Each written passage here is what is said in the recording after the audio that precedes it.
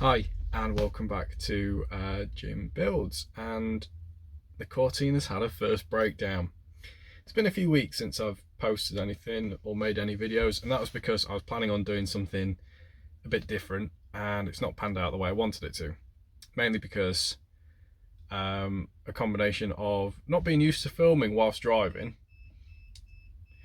or having cameras on the car and all that other business, and the second one because she's been pretty unreliable. It all came in one day actually.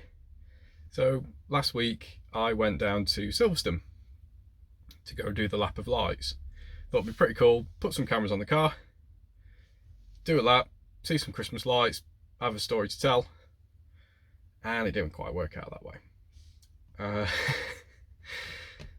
In the morning she'd been running brilliantly. I know there's the whole overfueling issue, but for some reason at speed, doing 70, loved it. Motorway, we drove from Nottingham down to Oxford, no problems at all.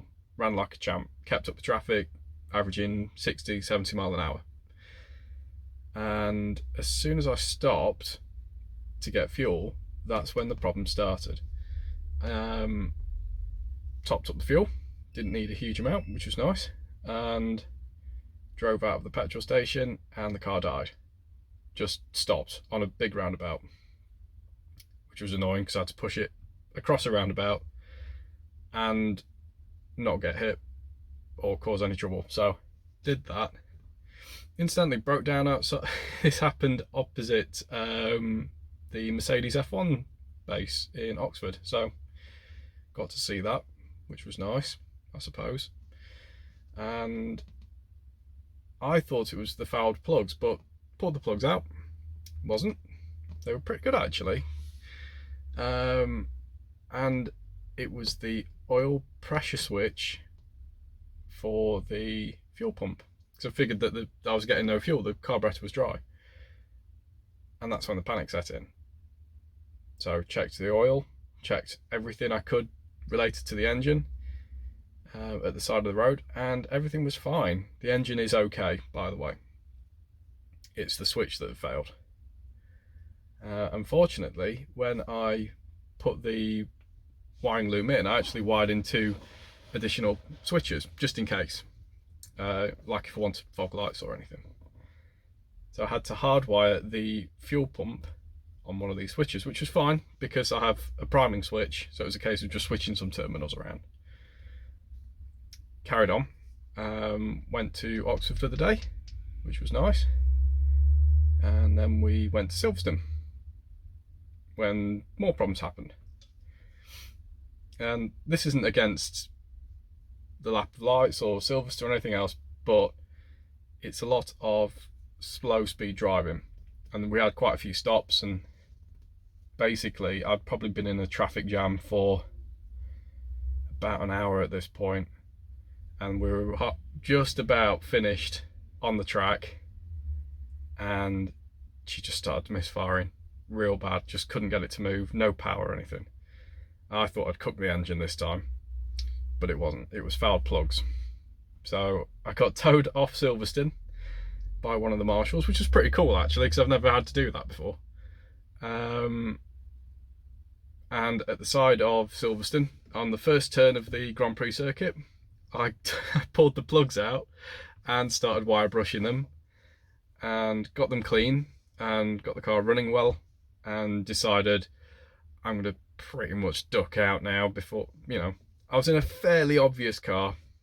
My wife wasn't too happy at this point because obviously broke down on Silverstone circuit in an old car. You're pretty visible. She was a bit embarrassed, which was fine. And like I say, we got going again and decided we'd call it a night by this point. Except we've got to drive back to Nottingham.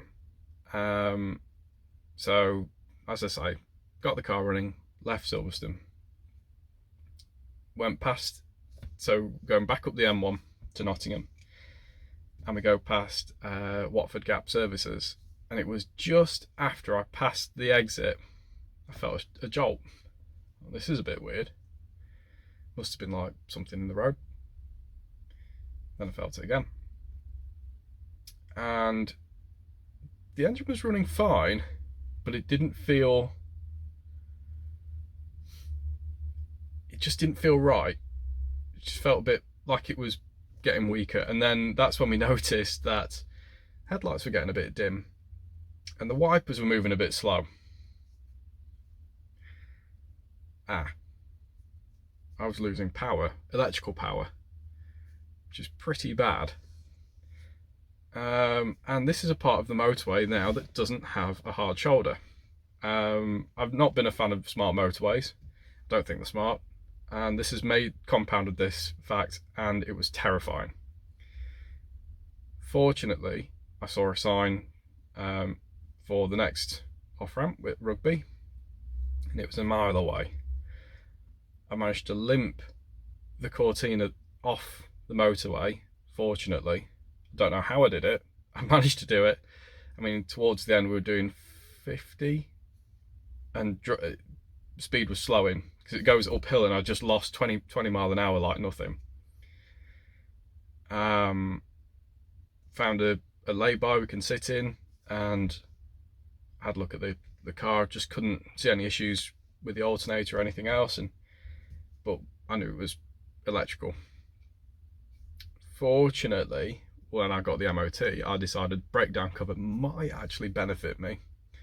So on a Saturday night at 8 o'clock, I had to call the AA out, and they arrived about an hour later.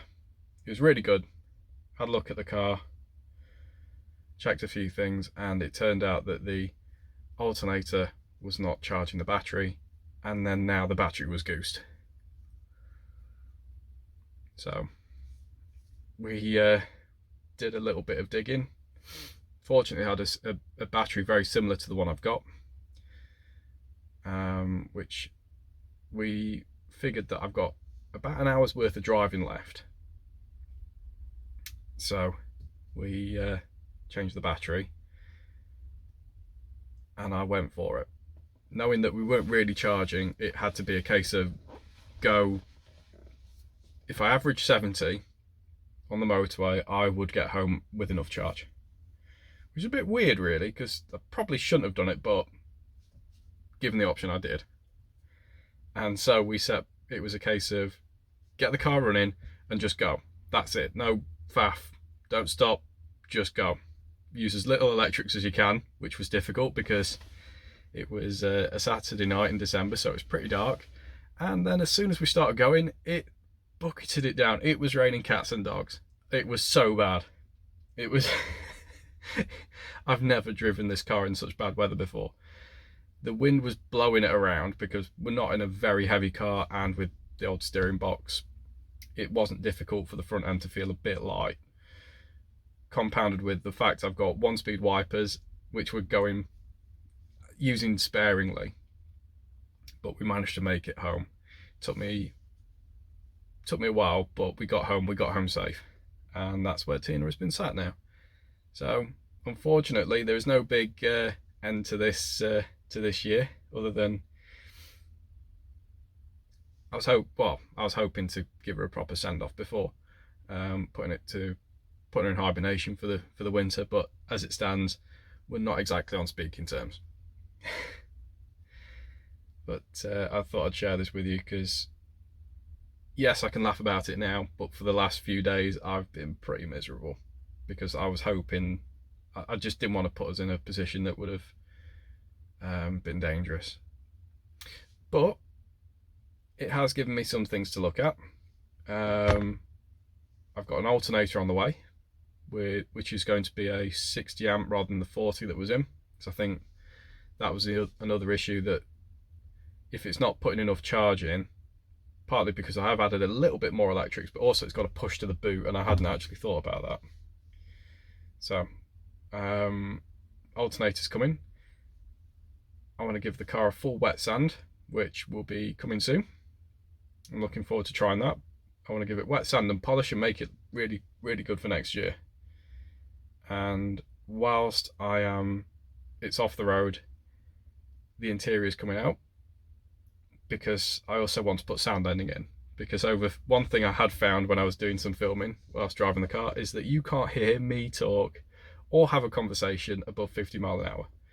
So I'm going to do a full thing on full sound deadening and try and make this a bit more comfortable to deal with. And hopefully in the new year I will get this car dynoed and set up properly, because she is chewing through fuel. But that's something to come. I hope you're all well, and I hope you all have a great Christmas. But I'm going to get on with some jobs now. But I'll see you soon. Thanks for watching.